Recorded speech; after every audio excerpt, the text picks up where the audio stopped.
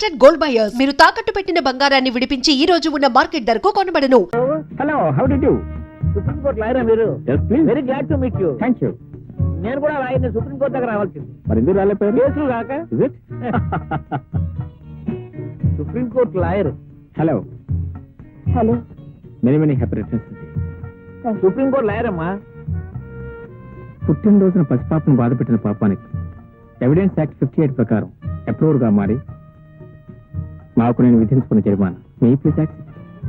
బాబు మీరు ముందే యాక్సిడెంట్ అలా కలుసుకున్నాం. లేదు రెడీ, యాక్సిడెంట్ లో కలుసుకున్నాం. యాక్సిడెంట్ లో కలుసుకున్నారా? ఏం యాక్సిడెంట్? ఏం యాక్సిడెంట్? ఏం యాక్సిడెంట్? Excuse me. యాక్సిడెంట్ కి వడ్డీయా? మీరు ఇచ్చిన డబ్బుకి చక్రవడ్డీ. ఆ అబ్బాయిని చూడండి. నీకేమన్నా బుద్ధుందా? వాడు బట్టలు బట్లర్ అయితే బట్టలు చూతాడు, వంట పనులు చేస్తాడు, ఇంట్లో అమ్మాయి కావాల్సిన అన్ని పనులు చేసి పెడతాడు కదా. నీ నెత్తి నా మొహం కోరు మూసుకో. ఆ అబ్బాయి చూడు ఎలా ఉన్నాడు? చాలా బాగున్నాడు. Supreme court lawyer. ఉదయం పోట్లాడారు, సాయంత్రం లోపల అడ్రస్ పట్టుకొచ్చేసారు. అడ్రస్ మీరేగా ఇచ్చారు అడ్రస్? నా పుట్టినరోజు చెప్పలేదుగా. అదే చెప్పకుండా తెలుసుకుని తెలియకుండా వచ్చిన ప్రతి. బాబు మీరు రావడం నాకు నిజంగా థ్రిల్గా ఉంది. Thank you very much. ఏదైనా కేసు మీద వచ్చారా? చూశారా? పిలవలేదు, కేసు అన్నారు కదా. బుద్ధి లేక అన్నాను. వెళ్ళు.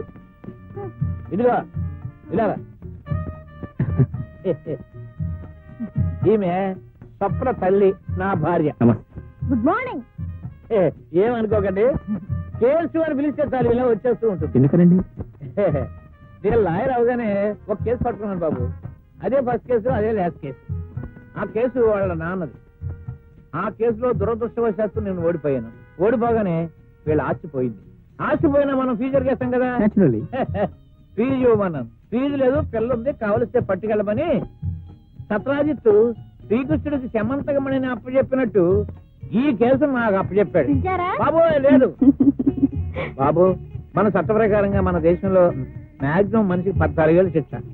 దీన్ని నాకు వీళ్ళ బాబు కట్టి 100 ఏళ్ళు శిక్ష విధించాడు బాబు. చూసారా, అల్లుడు గారి ముందు నన్ను ఇన్సల్ట్ చేస్తున్నారు. అల్లుడా? మీరే కదా అన్నారు ఏ అబ్బాయి నచ్చితే ఆ అబ్బాయి అల్లుడని. నాకు ఈ అబ్బాయి నచ్చాడు.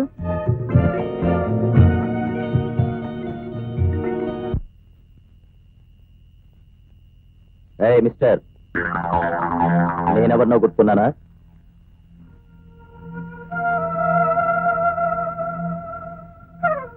ఏంటి? 1977 జనవరి 31 ఒక హత్యా నేరంలో నా మీద సాక్ష్యం చెప్పి నన్ను జైలుకి పంపించింది నువ్వే కదూ? 1977 పిచ్చోళ్ళగా ఉన్నారా? 1977లో నేను సింగపూర్ లో హనీమూనింగ్. కావాలంటే మా ఆవిడన్నాడు.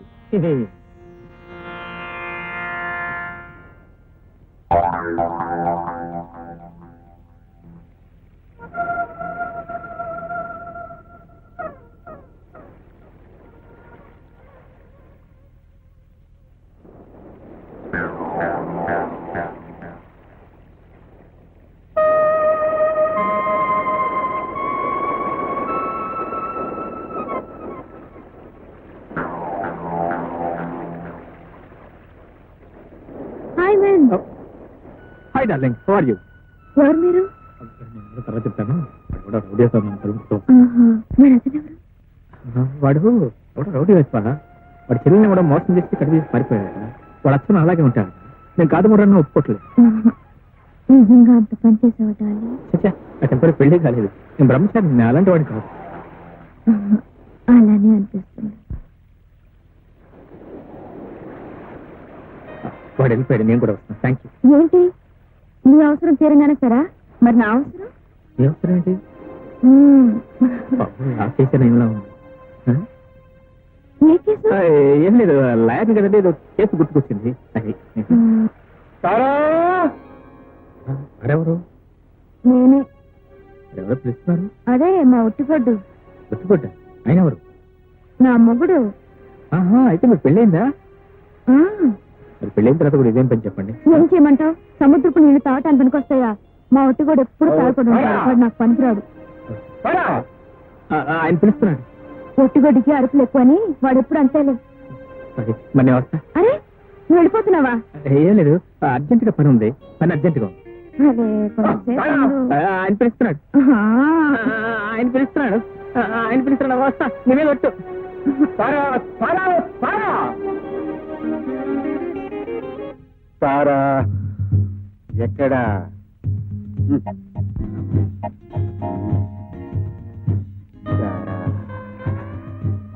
రా, కమాన్ అయితే, రా రా, త్వరగా రా, రా సారా,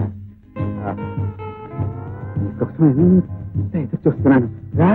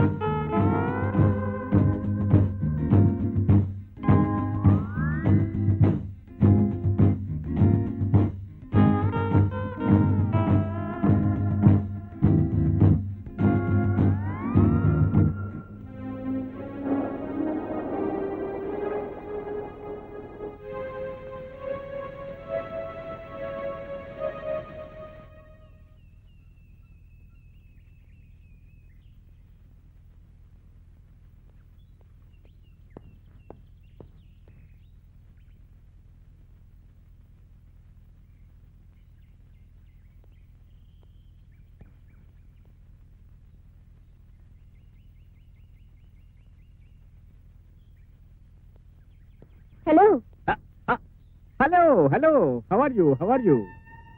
ఫైన్ ఫైన్. మీరు సెక్షన్స్ లోనే కదా, డ్రెస్ సెలెక్షన్స్ కూడా సూపర్, వెరీ బ్రిలియంట్. అదేమిటో మీ చాయిస్ నా చాయిస్ ఒకటే. I like this colour very much. ఏమిటి ఇలా వచ్చారు? ఏమీ లేదని, నా క్లయింట్ అన్నాపతుల అప్లాచారి మీద Bombay textile owner Mister Ronald Roosevelt supreme కోర్టులో కేసు వేశాడు. అదంతా సెక్షన్ 420 ప్రకారం చెల్లదని అఫిడవిట్ దాఖలు చేయడానికి. రెస్టారెంట్ కి వచ్చారా? రైట్. సారీ. మీరు అనుకున్నది కరెక్టే. ఏమనుకున్నారు? మీరు శుద్ధ అబద్ధాలు కోరని. నో, నేనా? అది మా ఇంట్లో ఉంటా లేదండి. మీరు నన్ను చూడాలనే వచ్చారు. అటు నుంచి ఇటు వచ్చారు, ఇటు నుంచి అటు వెళ్ళారు, మళ్ళీ అటు నుంచి ఇటు వచ్చారు. చూశాను, పిలిచాను, వచ్చారు. అదంతా వదిలేసి అప్పలాచారి అప్పడాల కర్ర అంటారేమిటి? అది కదండి, అఫ్ కోర్స్ నేను వచ్చిన మాట వాస్తవమే, మీ వైపు చూసిన మాట వాస్తవమే, కానీ మీరు అనుకోలేదు. మరెవరనుకున్నారు? ఎవరో నా క్లయింట్ అయి ఉంటారనుకున్నాను. జనరల్ గా నా క్లయింట్స్ అందరిని ఎక్కడ మీట్ అవుతుంటాను. మీరు ఎలాగో నా క్లయింట్ కాదు కదా అని వెళ్ళబోతూ, అవును మీరు ఎక్కడికి ఎందుకు వచ్చారు? ఇంటి దగ్గర బోర్ కొట్టినప్పుడల్లా ఇక్కడికే వస్తాను. Is it? నేను మీకు జస్ట్ ఆపోజిట్ అండి. నాకు ఎక్కడ బోర్ కొట్టినప్పుడు ఇంటికి వెళ్తూ ఉంటారు. తీసుకోండి. ఐఎమ్ సారీ, మీరు కదా ఆర్డర్ ఇచ్చింది, మీరు తీసుకోవాలి. నేను ఆర్డర్ ఇచ్చినప్పుడు మీరు లేరు, ఇప్పుడు ఉన్నారు, తీసుకోండి. పోనీ 50-50. సారీ, మన దగ్గర 50-50 బిజినెస్ లేదు. ఐస్ క్రీమే కాదు, ఏదైనా సరే నాకు పూర్తిగా కావాలి. నాకు కావాల్సింది ఇంకొకరితో పంచుకోలేను. Good, very good principle. నా నిజంగా సంతోషంగా. తీసుకోండి. Thank you. Madam ice cream.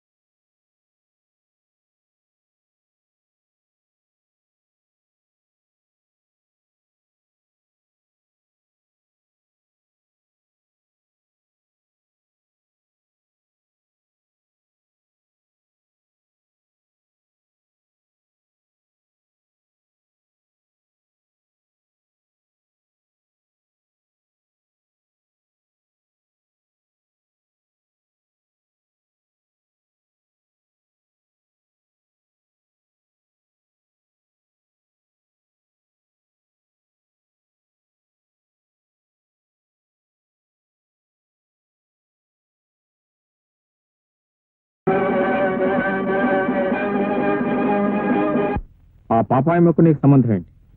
అత్త అల్లుళ్ళ అనుబంధం. అవును, ఆ పోలీసు వాళ్ళు ఎవరెవరిని పట్టుకెళ్లారు? మొత్తం అత్త సంతానాన్ని లేపుకుపోయారు గురు.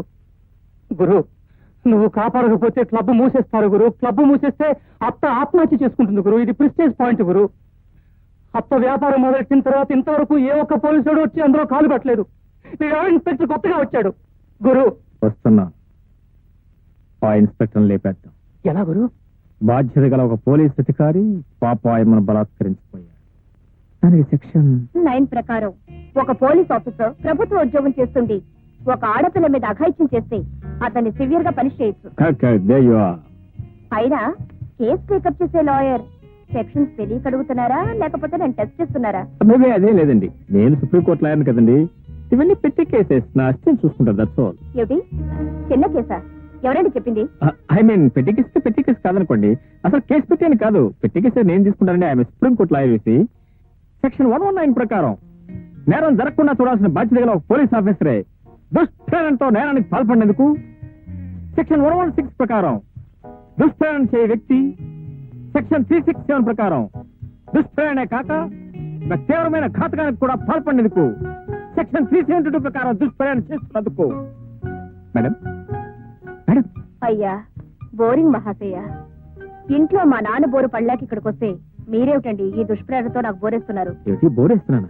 ఇంకా నేనేదో చీరేస్తున్నాను అనుకున్నాను. బాబు ఇంక వేరేదైనా మాట్లాడండి. ఏం మాట్లాడమంటారండి? సముద్రం లోతుగా ఉండను, నీరు ఉప్పగా ఉండను, చేపలు చప్పగా ఉండను అనమంటారా? లేకపోతే మీరు చాలా అందంగా ఉన్నారా, మిమ్మల్ని ప్రేమిస్తున్నాను అనమంటారా? సారీ అండి. దేనికి? పొరపాటు నోట్ సరే. అబద్ధాల పుట్ట. లేకపోతే ఏమిటండి మీరు చెప్పాలనుకున్నది ఇది. ఇది చెప్పకుండా సెక్షన్లు వంకాయలు అంటారేమిటి? అదేనండి, మీ మనసు ఏమిటో తెలుసుకోకుండా నేను మిమ్మల్ని ప్రేమిస్తున్నాను అంటే మీరేమనుకుంటారు? అంటే నిజంగా ప్రేమిస్తున్నారా? మనస్ఫూర్తిగా ప్రేమిస్తున్నాను. నిజమని నన్ను ఎలా నమ్మమంటారు?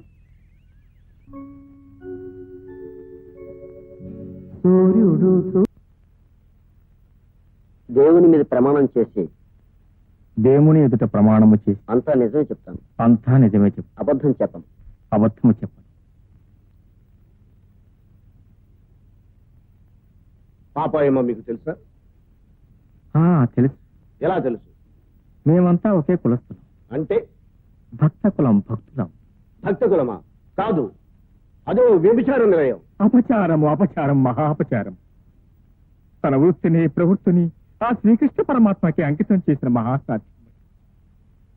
స్వామి, ఆ రోజు, ఆ దుర్ఘటన జరిగిన రోజు అమ్మ జయదేవునికి ఇష్టమైన అష్టపదులు వల్లిస్తూ ఉండగా, మేమంతా పూజా కార్యక్రమంలో నిమగ్నమే ఉండగా, ఎక్కడి నుంచి వచ్చాడో, ఎలా వచ్చాడో, ఇదిగో ఆ ఇన్స్పెక్టర్ బాబు పేరు శ్రీధర్ కదా బాబు, శ్రీధర్ పిడుగులా దూసుకొచ్చాడు స్వామి. వచ్చి ఊరుకున్నాడా?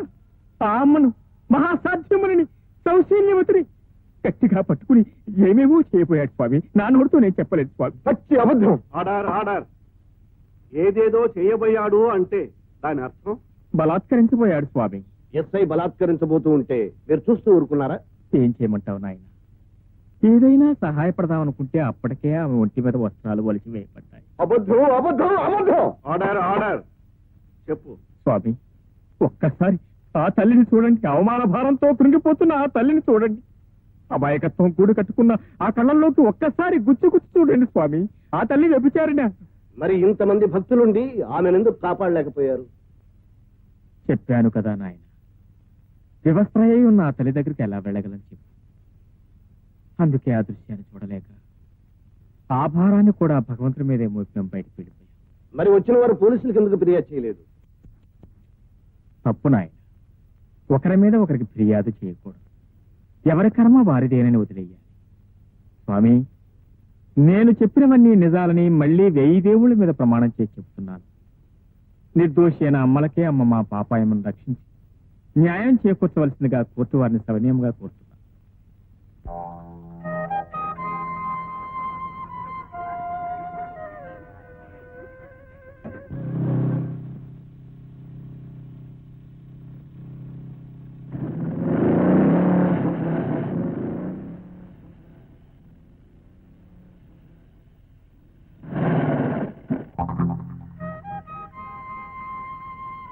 ఏంటా నా వెంట పెడతామంటే 1977 జనవరి 31 నా మీద తప్పుడు సాక్ష్యం చెప్పింది నువ్వేగా? నీకేమైనా పిచ్చి పెట్టిందా? నేను కాదు ముర్రాన్ని ముచ్చుకున్నా కూడా నా వెంట పెడతావేంటి? ఇందాక కోర్టులో పాపాయమ పతివ్రతాన్ని సాక్ష్యం చెప్పింది నువ్వేగా? ఇగో ఉండటానికి ఈ వంతెనంత బాగున్నావు, మతిమరుపు కూడా ఉందంటే. అరే నేను కాదయ్య స్వామిని ఎప్పుడో చెప్పాను నీకు. మరైతే ఈ సంచి బట్టలు ఎవరివి? ఏమో నాకు తెలీదు, నాకు కాదు. బలిపడివే నువ్వు. ఆగు, ఈ బట్టలన్నీ కోర్టు బాత్రూంలో పడేసి నాటకాలు ఆడుతున్నావా? నాటకం లేదో వంక లేదో ఎవడరా నువ్వు?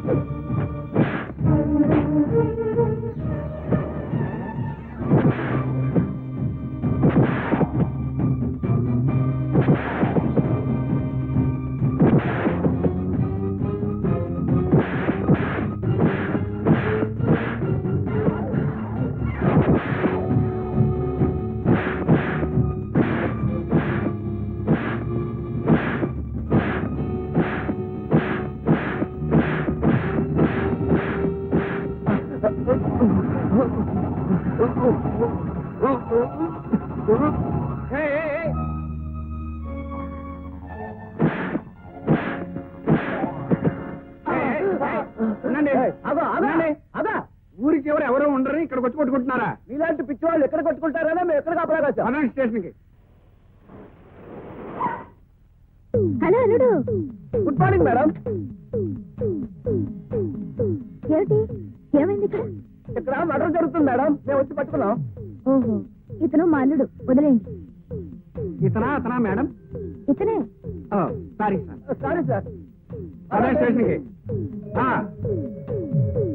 రా అల్లుడు, ఏమిటి అలా నిలబడిపోయావు? రా కారెక్కు. నాకు మోటార్ సైకిల్ ఉంది, నేను వెళ్తాను.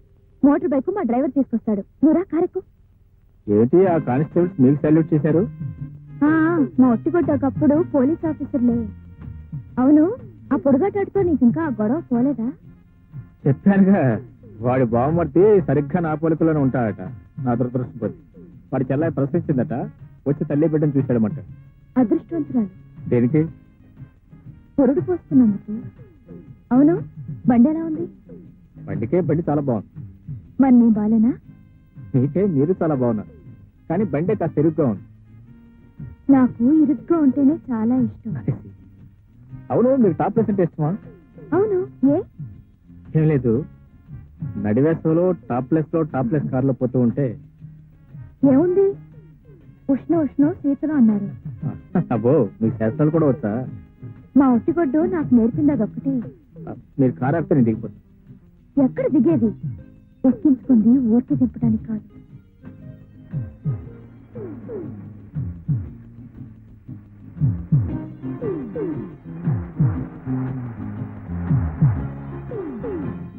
రా అల్లుడు, కూర్చో. ఈ గది చాలా బాగుంది కదా? చాలా బాగుంది. అరే, రక్తం వస్తుంది. చిన్న దెబ్బ. చిన్న దెబ్బ అంటావేంటి? రక్తం వస్తుంటే ఉండు, ఆ ఐడెంట్ తీసుకొస్తాను.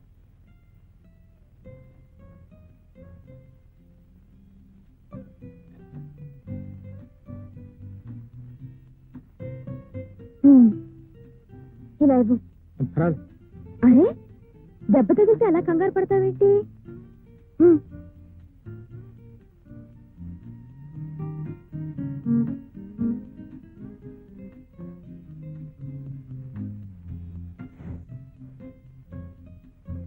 మంటగా ఉందా? ఇంతకు ముందు ఎప్పుడు తగలలేదా? ఓహో, మొదటి దెబ్బ కదా, కొంచెం మంటగానే ఉంటుంది.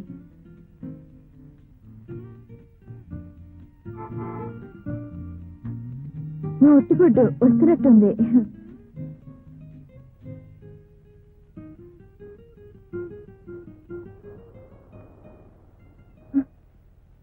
అల్లుడు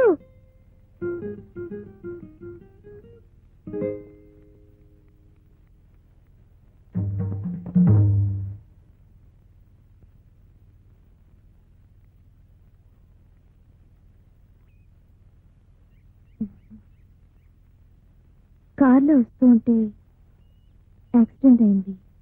మన కారే గుద్దేసింది. ఎక్కడ కంప్లైంట్ ఇస్తాడోనని మందు రాశాను. మరి అప్పుడే పంపించేసావే? 2 రోజులు ఉంచుకోలేకపోయావా? పిల్లాడితో నాకేం పని? రండి, మీకోసం ఎదురు చూస్తున్నాను.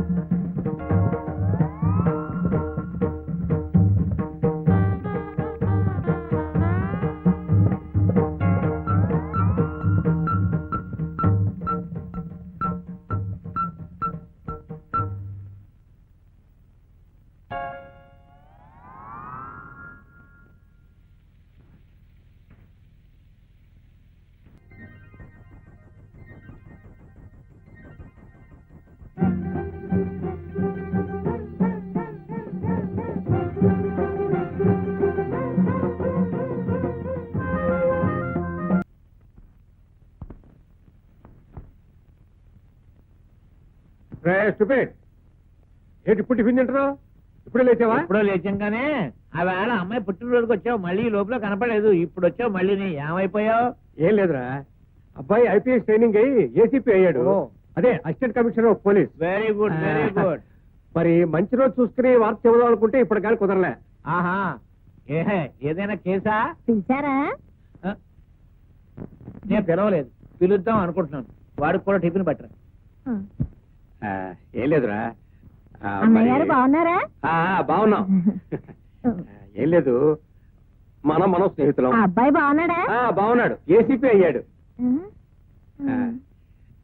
మనం స్నేహితులం. ఏమయ్యాడు పాపం? నా తలకాయ అయ్యాడు, నా తలకాయ అయ్యాడు, నా తలకాయ అయ్యాడు. ఏమిట్రా చెల్లాయి, దీనివల్ల నాకు 10 ఏళ్ళు ఆయుధం తగ్గిపోతారా? ఏసేవలేరా, దానివల్ల నీకు తాయితం కలిగింది. ఏం లేదు, మనం స్నేహితులం. నీకు ఒక గానొక కూతురు, నాకు ఒక గానొక కొడుకు. మరి వాడిద్దరికి ముడుముళ్ళు వేసేసాం అనుకో, మనం స్నేహితులం కాస్త వ్యంకులు అయిపోతాం. సారీరా, జడ్జిమెంట్ అయిపోయాక కోర్టుకు వచ్చాం. అమ్మాయికి పెళ్లి ఖాయమైపోయింది. వరుడు సుప్రీంకోర్టు లాయర్.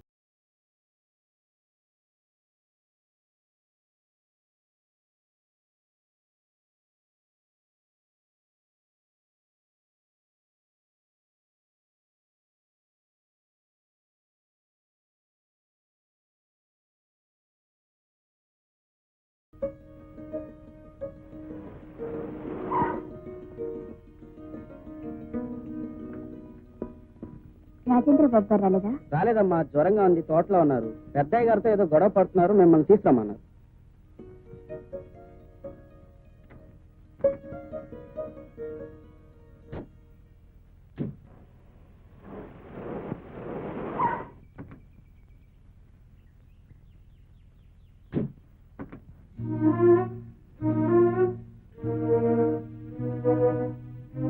మా అబ్బాయి పిలిపించలేదు, నేనే పిలిపించాను.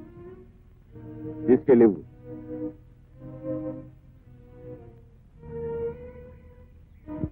ఏమిటిది? నష్టపరిహారం. దేనికి? అప్పుడప్పుడు నువ్వు ఉద్యోగం కూడా మానేసి మా వాడితో తిరుగుతుండేదాని కదూ.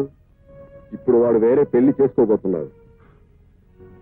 చూడు, నేను కోటీశ్వరుని. ఎవరైనా రాబోయే కోడలు కోటీశ్వరుని కూతురే కావాలని కోరుకుంటారు. మరి నాకు కొన్ని కోట్లున్న కోటీశ్వరుని కూతురు కోడలుగా రాబోతుంది. నువ్వు ఆశపడ్డా నిన్ను నా కోడలుగా చేసుకోలేదు.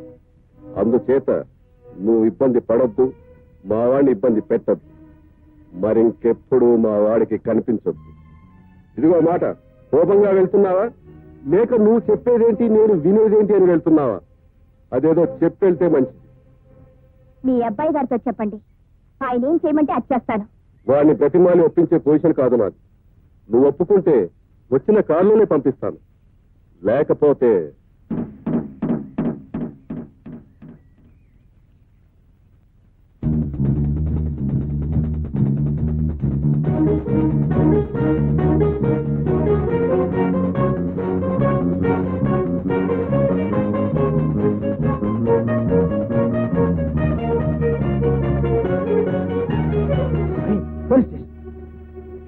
ఏమండి? ఏమిటమ్మా ఏమైంది? పోలీస్ స్టేషన్కి వెళ్ళిందా? కంప్లైంట్ ఇచ్చిందా? ఏమని? అతను నిన్ను పెళ్లి చేసుకుంటానన్న ఆధారాలు ఏమైనా ఉన్నాయా? ఉత్తరాలు ఫోటోలు తప్ప ఇంకేం లేవండి. అవి చాలమ్మా. ఈ పెళ్లి అతని తండ్రికి ఇష్టం లేదని, నిన్ను చంపించడానికి ప్రయత్నం చేశాడని, నీకు రాజేంద్ర బాబుకి పెళ్లి జరిగేలా చూడమని కోర్టు వారికి అర్జీ పెట్టుకో. న్యాయస్థానం నీకు తప్పకుండా న్యాయం చేస్తుంది. థ్యాంక్స్ అండి. చూడవి, ఇతనికి ఒక్కగానొక్క కొడుకు. అతను ఒక అమ్మాయిని ప్రేమించాడు. ఆ అమ్మాయి పేద పిల్ల. ఇతనుకో 50 కోట్ల ఆస్తిపరుడు సంబంధం దొరికింది. ఒక్కతే కూతురు. కానీ వీళ్ళ అబ్బాయి ఆ పేద పిల్లనే పెళ్లి చేసుకుంటానంటున్నాడు. ఏదో విధంగా అమ్మాయిని లేపేద్దామని ఇతను ప్రయత్నించాడు. కథ అడ్డం జరిగింది. ఆ అమ్మాయి పోలీస్ కంప్లైంట్ ఇచ్చింది. అర్థమైంది. ఆ కేసు దీని మీద రాకూడదు. అంతేకాదండి, మా అబ్బాయి ఆ అమ్మాయిని పెళ్లి చేసుకోకూడదు. వస్తున్నా. ఒకటి, మీకు శిక్ష పడకూడదు. 2, మీ అబ్బాయికి ఆ అమ్మాయి మీద మనసు విరిగిపోవాలి. ఈ 2 నా సాక్ష్యంతోనే జరగాలి. అంతేనే. చూడండి, 1976లో అలహాబాద్ హైకోర్టులో సరిగ్గా ఎలాంటి కేసు ఒకటి విచారణకు వచ్చింది. అప్పుడు సెక్షన్ 497 ప్రకారం అడల్టరీగా నిరూపించవచ్చు.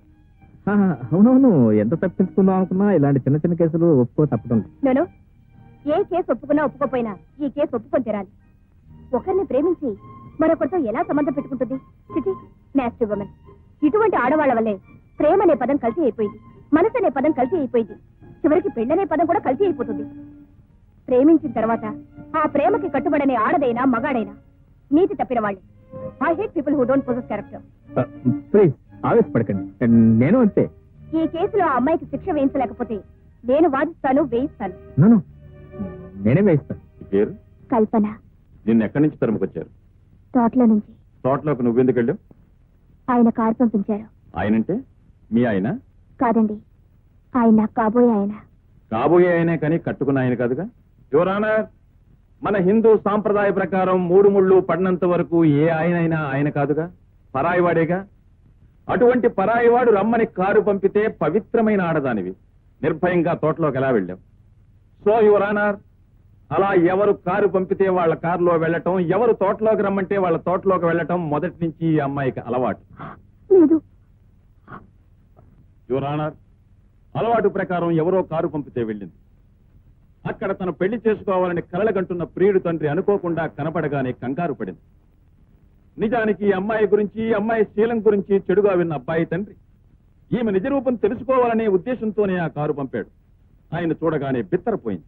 ప్రియుడికి ఈ విషయం తెలిస్తే ఓ బంగారు బాతు చేజారిపోతుందనే భయంతో తెలివిగా అక్కడి నుంచి తప్పించుకుని తన మీద హత్యా ప్రయత్నం చేయబోయారన్న నాటకంతో పోలీస్ స్టేషన్ లో అడుగుపెట్టింది. లేదు లేదు లేదు లేదండి. Yes, it is true. ఎలా నిరూపించగలరు? ఇంతకు మునుపు ఇలాగే ఒక అబ్బాయిని ప్రేమించినట్టు నటించి ఇలాగే పట్టుబడింది. అబద్ధం. నిజం నిజం. యువర్ ఆనర్, సాక్షిని ప్రవేశపెట్టడానికి అనుమతించవలసిందిగా కోరుతున్నాను. జడ్జి గారికి నమస్కారం.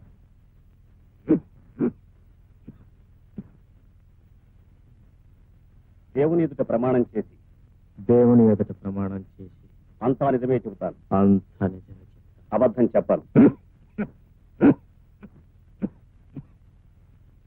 మీ పేరు? అర్జున్. ఆమె మీకు తెలుసా? దేవదాస్ దగ్గరికి వెళ్ళి పార్వతి నీకు తెలుసా అన్నట్టు. ఆమెకు మీకు మధ్య ఉన్న సంబంధం ఏమిటి? దీపానికి వెలుతురికి మధ్య ఉన్న సంబంధం, గాలికి పూల తావికి మధ్య ఉన్న సంబంధం, కెరటానికి ఒడ్డుకి మధ్య ఉన్న సంబంధం. అంటే మనిషి కంటే మనసు గొప్పదని, ఎంతో విలువైనదని, దానికి ప్రేమే తృప్తినిస్తుందని తెలుసుకున్న నేను నా మనసు కల్పన తెచ్చాను. పిచ్చిగా ప్రేమించాను. కన్న వాళ్ళని కాదనుకున్నాను, తోడబుట్టిన వాళ్ళని వదులుకున్నాను. ఆమె రాత్రి, ఆమె పగలు, ఆమె నా సర్వస్వం, ఆమె నా ప్రపంచమని ఒక పిచ్చి వాళ్ళ ఆమె సన్నిధిలోనే పుట్టాను. చివరికి ఇద్దరం కలిసి బ్రతకడం కూడా ప్రారంభించాం. అంటే సారీ, ఇద్దరం కలిసి సంసారం ప్రారంభించాం. మనసులో కలిసిన క్షణంలోనే పెళ్లి జరిగినట్టుగా భావించాం. విడిగా కాపురం కూడా పెట్టాం. రోజులు క్షణాల్లా గడిచిపోతున్నాయి. రోజు నేను ఆఫీస్ నుంచి తిరిగి వచ్చేసరికి తల నిండా మల్లెలు పెట్టుకుని అందంగా అలంకరించుకుని ద్వారం దగ్గరే నిలబడేది నా కోసం. ఇంట్లో అడుగు పెడుతూనే స్వర్గంలో అడుగు పెడుతున్నట్టు భావించేవాడు. ఇద్దరం చెరో కుర్చీలో కూర్చుంటే తనువులు వేరవుతాయని ఒకే కుర్చీలో ఒకరి ఒళ్ళో ఒకరం చిలకా గోరింకల్లా కూర్చుని చుక్కలను చూస్తూ తెల్లవారులో మాట్లాడుకునేవాడు. మా ఇద్దరిది ఒకే అడుగు, మా ఇద్దరికి ఒకే గొడుగు. అడుగులో అడుగు వేసుకుంటూ ఒకే గొడుగు కింద ప్రయాణం చేసేవాళ్ళు. అలాంటి మా ప్రణయ జీవితంలో అనుకోకుండా ఒక దుర్ఘటన జరిగింది. ఆ రోజు ఎందుకో తెలియదు మా ఆఫీస్ సెలవు వచ్చింది. నేను పెందలాడి ఇంటికి వచ్చాను. బొమ్మం దగ్గర కల్పన కనిపించలేదు. లోపల కనిపిస్తుందేమో నా ఆశగా లోపలికి వచ్చాను. కానీ నా కళ్ళని నేనే నమ్మలేకపోయాను. నా గుండెలు జల్లుమన్నాయి. నా కపాలం బ్రద్దలైంది. నా కల్పన, నా ప్రేయస్ కల్పన, నా ఊర్వశి కల్పన ఎవడో పరాయి మగాడి హస్తాల మధ్య